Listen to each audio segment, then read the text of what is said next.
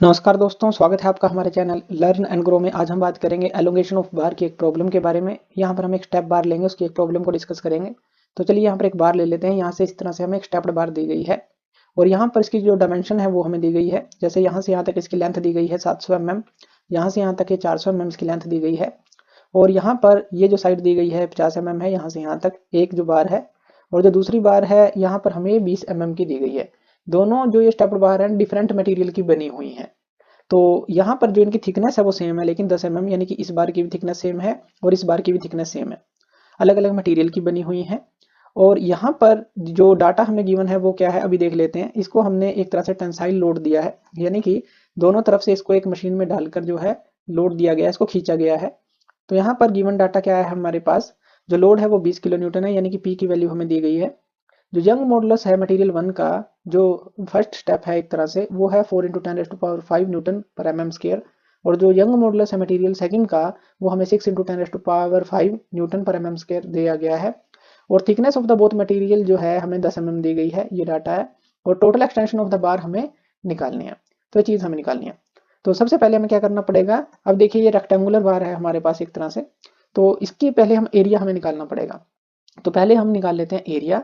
तो जो A1 होगा, यानी कि इसके लिए जो A1 रहेगा एरिया, यानी कि जो पोर्शन 1 के लिए अगर हम कहें तो वो क्या होगा, तो ये हमें पता है, जो ये 50 mm दी गई है और थिकनेस है हमारे पास, तो लेंथ इंटू ब्रेथ कह लीजिए। तो यहाँ पर हम लिख सकते हैं ये क्या है 50 × 10 आ जाएगा हमारे पास।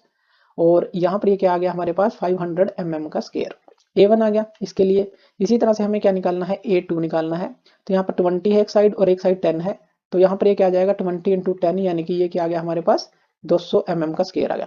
तो A1 हमने निकाल लिया, A2 निकाल लिया।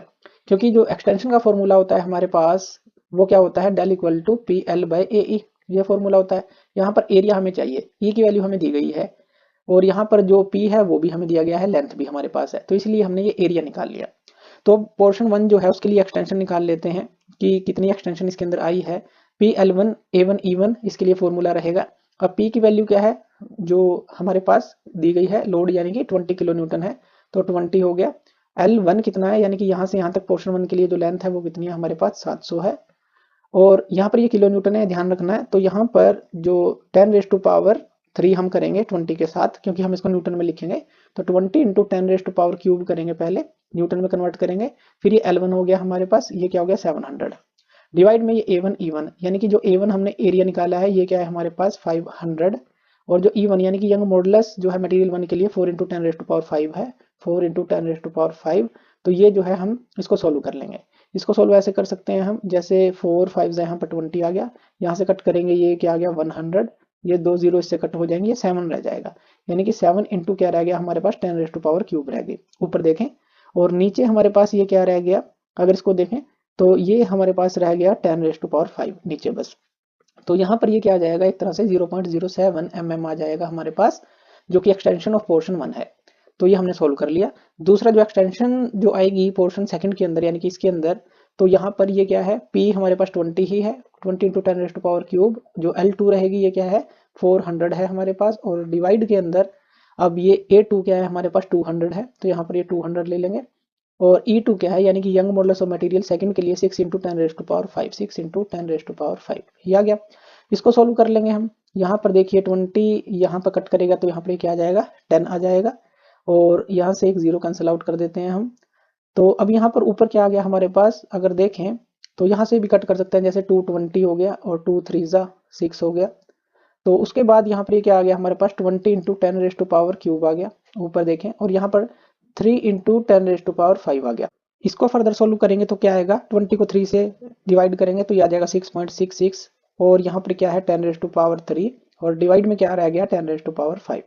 अब जब इसको फर्दर सोल्व करेंगे हम, तो ये क्या आ जाएगा हमारे पास, एक तरह से 666, अगर पॉइंट को हटाते हैं 10⁻3, और नीचे कितनी हो गई हमारे पास 10⁻7।